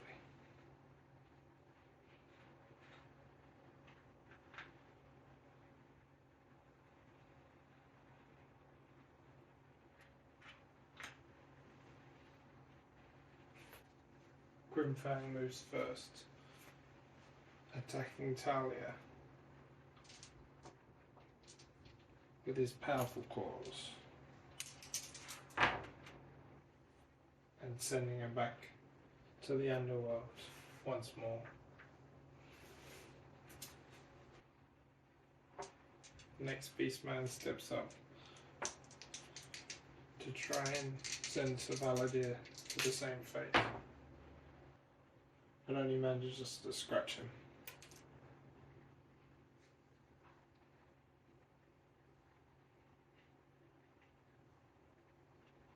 The Dark Priest steps up as well to join in the assault.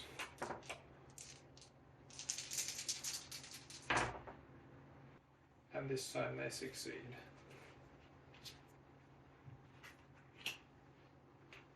Sending him to join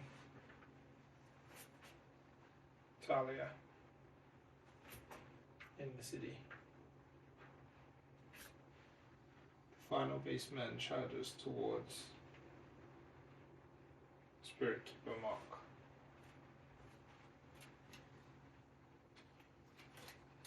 Aiming his attack to ensure effectiveness.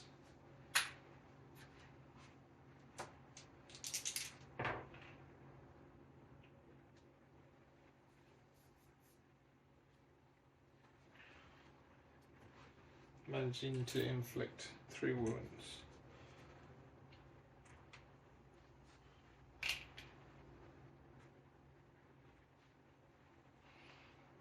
And the Bane Spider at the rear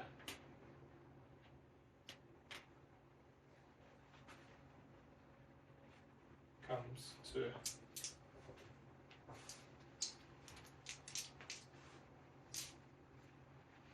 attack Grey Cur,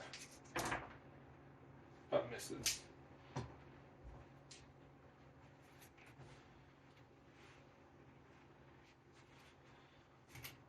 The heroes take a deep breath and rejoin the assault. Grey Cur begins pulling out the dwarven fire bombs and throwing them at the Bane Spider. His first shot misses. Throws once more.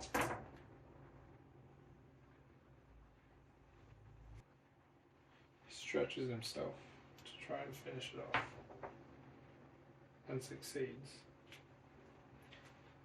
removing the threat from behind. Spirit Speaker Mock pulls himself together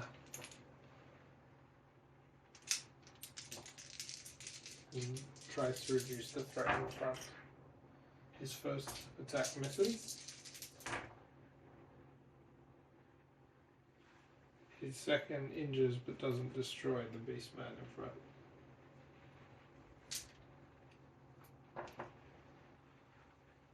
Talia returns from town, stretching herself to reach. Actually, she doesn't need to stretch herself to reach. Running up behind the remaining Beastman, swinging her axe.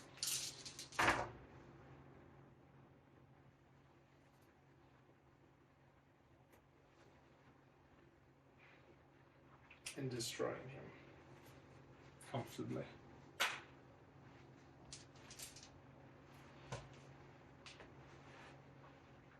Cerridor follows suit, attacking Grimfang once more.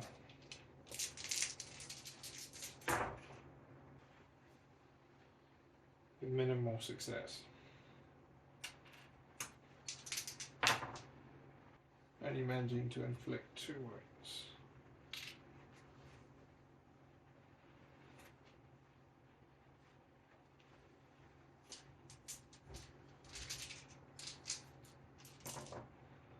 The threat continues to build for our embattled heroes.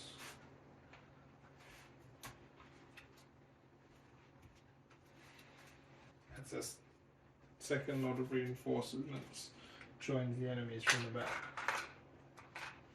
Joins the battle from the back.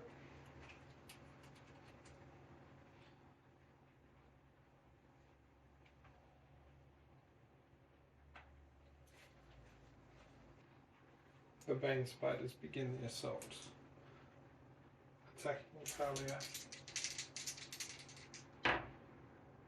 but missing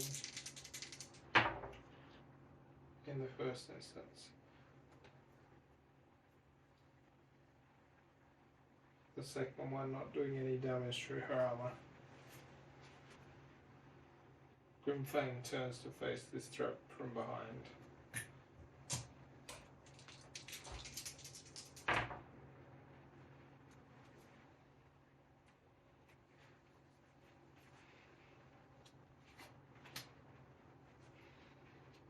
Once more, damaging Valadier. The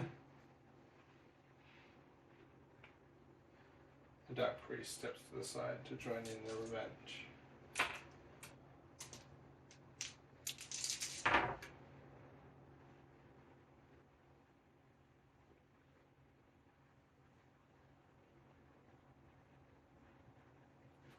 Also inflicting serious damage on Sir Valadier.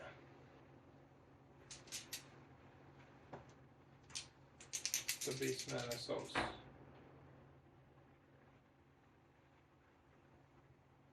Spirit Walker, Mock, but only does light damage.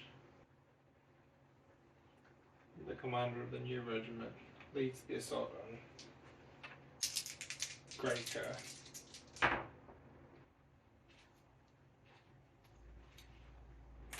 Doing significant but not fatal damage.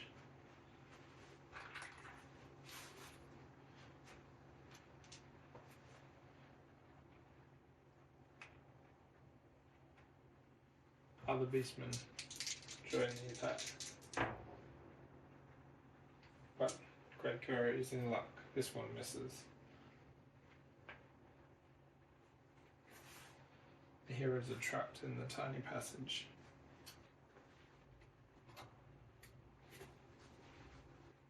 So Valadier continues the battle against Grimfang,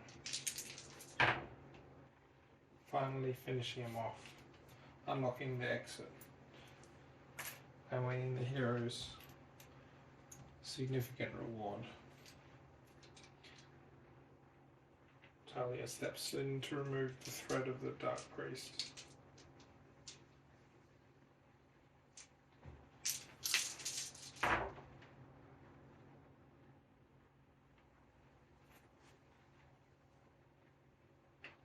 And collects the loot at the same time. Spirit Walker Mock attempts to finish off the Beastman who had assaulted him, but misses. And continues down the passageway to join the other heroes. Grey Cur picks up the fire bombs to try and remove this final commander, putting all his effort into the damage.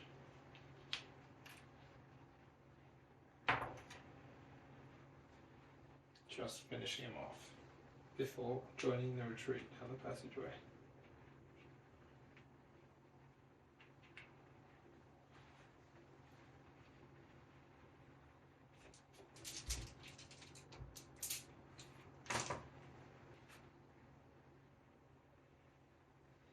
Monsters turn around.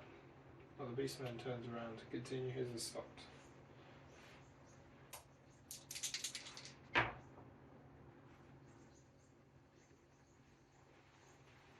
Successfully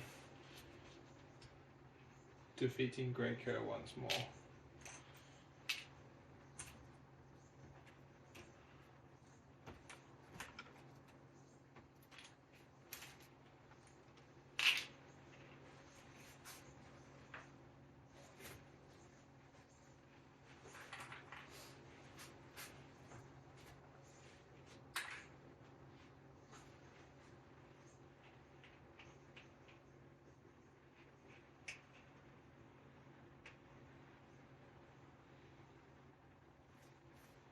spiders continue firing from the front, trying to poison Cerridor.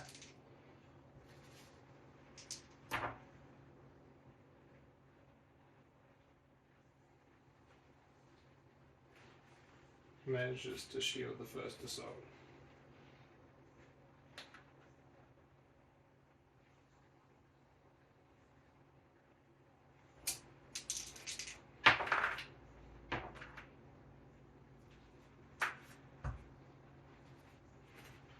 Second assault manages to inflict some poison on him.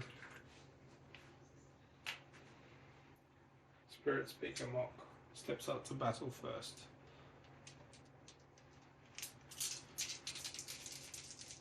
Firing at the beastman behind him.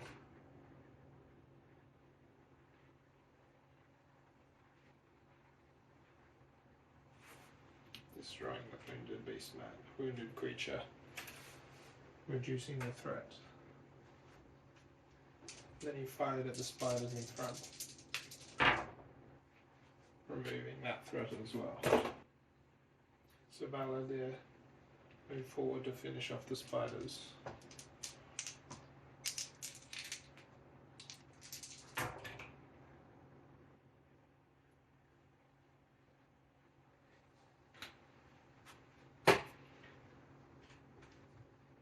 And Talia turned back to remove the beastman threat.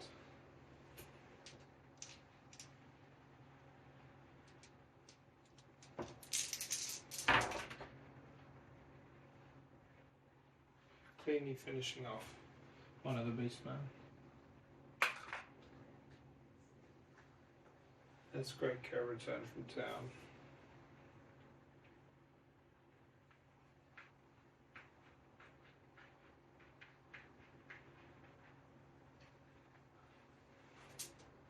Preparing to retrieve the treasure.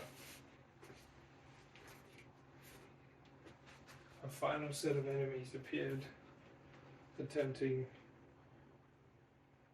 to thwart the heroes at this last minute.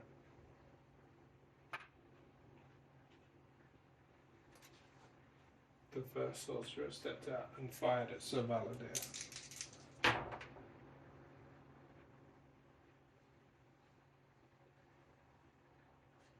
Forcing him to use his shield and take yet one more wound.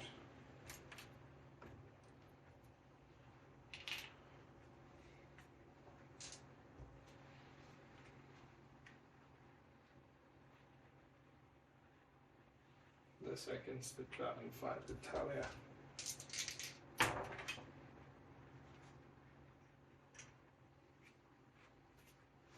Also forcing her to take 1 damage.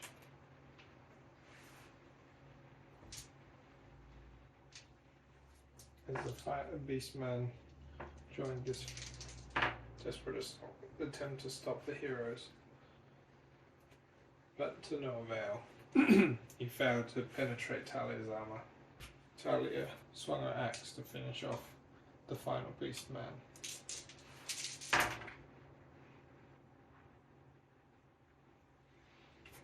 Obliterating him with a single blow before proceeding down the passageway, proceeding towards the exit. So Cerridor likewise moved in to finish off the sorcerer, using his full effort to try and completely sunder him and destroying him. Spirit Speaker Mock moved back, continuing to watch for an approach from the rear, while Grey Kerr proceeded to open the chest and collect the treasure within.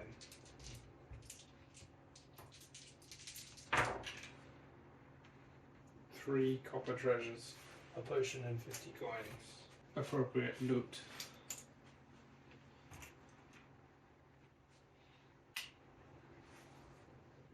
For this final treasure, they pulled out a cone of fire, appropriate for the Spirit Walker.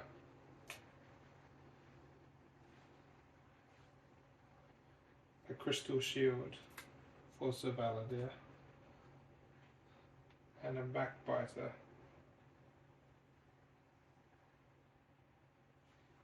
A Cursed Bow.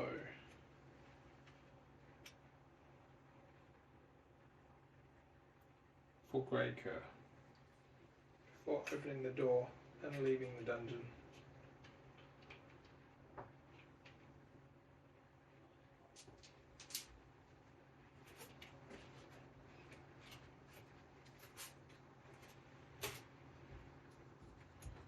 Once more, the enemies spawn behind them a pair of razor wings, not noticed before, appear in the passageway, hidden from above.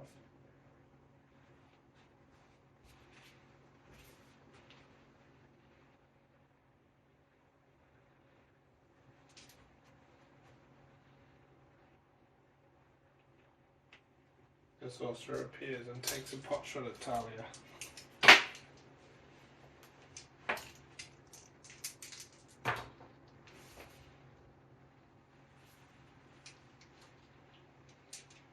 But fails to pierce her armor. The razor wings fly screeching around the corner.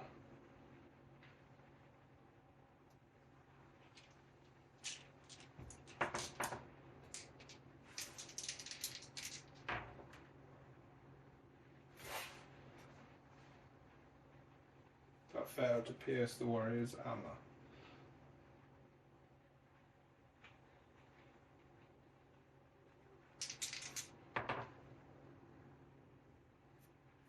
The second one manages to wound Sir Valadir somewhat. Oh no, that's not Sir Valadir. The Spirit Walker. Significantly. He then triggers his guard.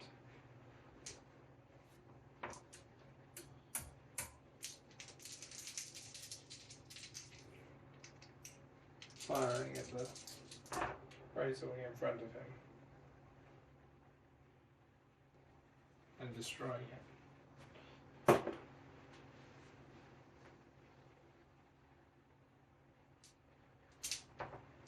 Talia, as Talia's actions commence, she swings to axe at the remaining razor wing, but misses, continuing to retreat from the dungeon.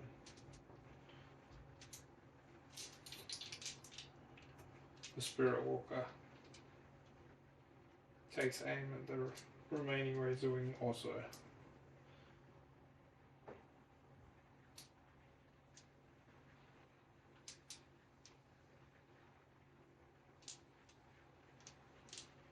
Continuing to use his Rune of Immolation.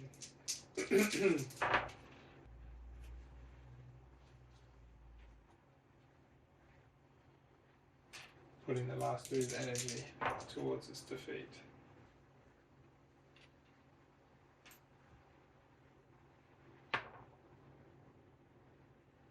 And managing to destroy it finally.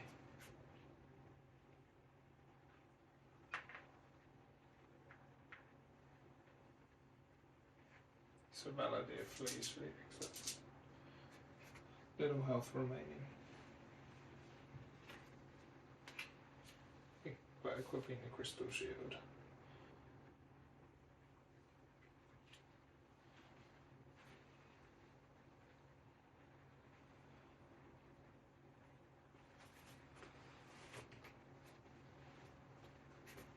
The sorcerer acts with rage as he chases the fleeing heroes.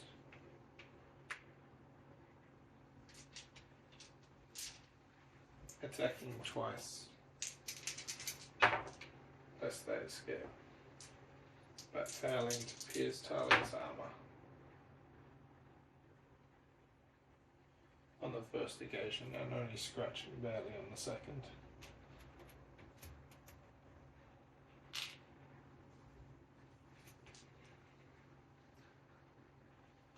And so